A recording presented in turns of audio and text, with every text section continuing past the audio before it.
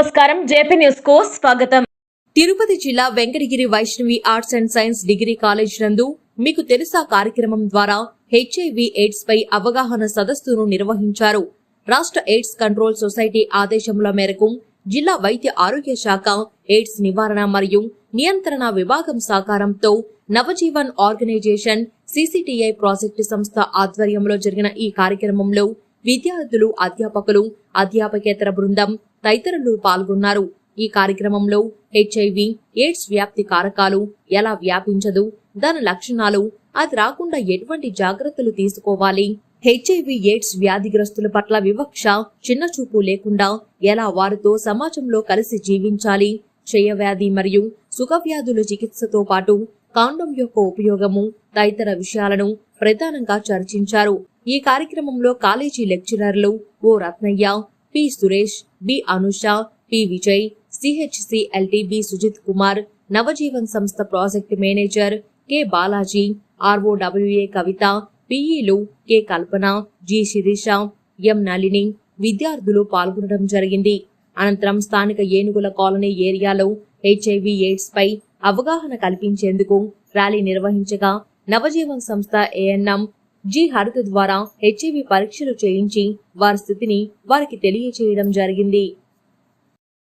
మానవ శరీరము ఇమ్యూన్ అంటే వ్యాధి నిరోధక శక్తి, డెఫిషియన్సీ అంటే తగ్గించే, వైరస్ అంటే క్రిమి. ఓకేనా? ఎలా వస్తుంది అని అంటే 4 మార్గాలు గుండా మాత్రమే రాగలుగుతాయి.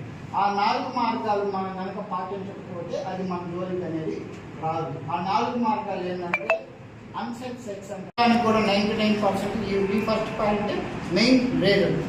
సెకండ్ వచ్చేసి అన్సేఫ్ బ్లడ్ ట్రాన్స్మిషన్. ఏమైనా యాక్సిడెంట్ అయ్యి హాస్పిటల్కి వెళ్ళినప్పుడు బ్లడ్ తక్కువైనప్పుడు బ్లడ్ తీసి ఎక్కిస్తుంటారు కదా, అవతల వ్యక్తి బ్లడ్ కనుక ప్యూరిఫై చేయకుండా ఏదో అడావడిగా మనిషిని బతికిచ్చేయాలని అంత అవేర్నెస్ లేదు కనుక డాక్టర్ కనుక ఎక్కిచ్చేసాడంటే అవతల వ్యక్తిలో కనుక వైరస్ ఉంటే యువతల వ్యక్తి కూడా వచ్చేస్తుంది. మూడోది unsafe needles and syringes sharing, అంటే కలుషితమైనటువంటి సూదులు, సిరంజులు.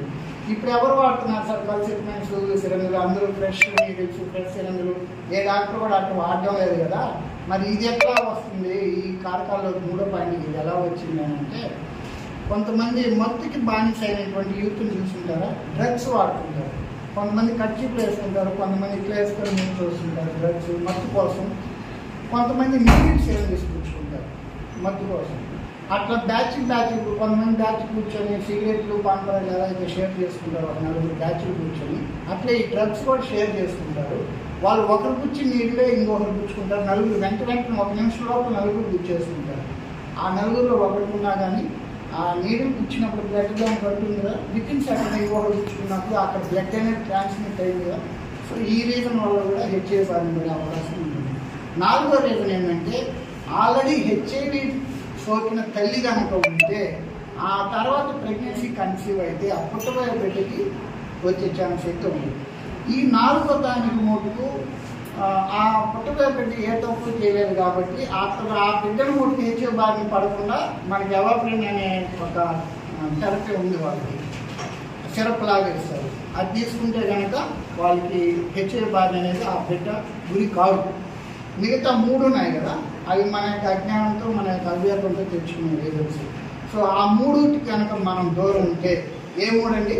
Illegal sex acts without safety, రెండోది unsafe blood transmission, unsafe needles and syringes sharing. ఈ 3కి కనుక దూరం ఉంటే హెచ్ఐవి అనేది మన ఒంట్లోకి రాదు.